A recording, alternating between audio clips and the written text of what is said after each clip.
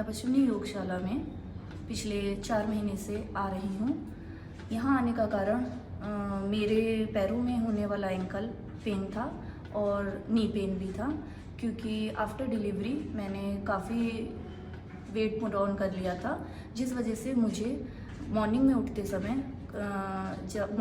समय जब मैं चलती थी तो मुझे काफ़ी एंकल पेन महसूस होता था और वो बहुत ज़्यादा असहनीय होता था।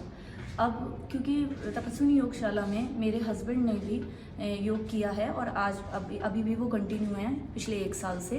उनको बैक पेन था और उन्हें यहाँ बहुत रिलीफ मिला, इसलिए उन्होंने मुझे भी ये एडवाइस दिया कि आप तपस्विनी योगशाला में जाओ तो आपको बहुत हद तक फ़ायदा होगा। तो मैं पिछले 4 महीने से यहाँ पर योग कर रही हूँ। इससे मुझे शारीरिक और मानसिक स्तर पर बहुत फ़ायदा हुआ है। नी पेन, एंकल पेन से तो मुझे 1-1.5 महीने में ही बहुत हद तक फ़ायदा हो गया था। और मैं यहाँ योग करने से इतना प्रभावित हुई कि मैंने सोचा कि मैं योग में ही अपनी स्टडी कंटिन्यू करूँ। और मैंने इसलिए तपस्विनी योगशाला में मैम तापसी मैम से मिली और उनसे कहा कि मुझे योग में ही स्टडी करनी है। इस वजह से मैं यहाँ पर आई और मैम से मैंने संपर्क किया। तो अब मैं योग से रिलेटेड जो स्टडी है वो मैं यहाँ कर रही हूँ और मुझे बहुत बारीकी चीज़ें उस एजुकेशन करने से बहुत बारीकी चीज़ें मुझे पता चली हैं।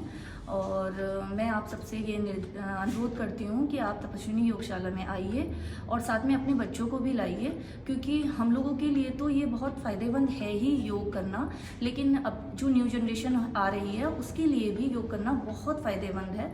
2 साल से ऊपर के बच्चे आराम से यहाँ आ सकते हैं, योग करें, क्योंकि आजकल एक सर्वे भी आया हुआ है जिसके अंतर्गत बच्चों में ऑटिज्म, ADHD और स्पीच डिले से रिलेटेड समस्याएं बहुत हद तक देखी जा रही हैं। और इसमें स्पीच डिले जैसी बीमारियां जो होती हैं वो ज़्यादातर फ़ोन चलाने से और गैजेट्स यूज़ करने से हो रही हैं।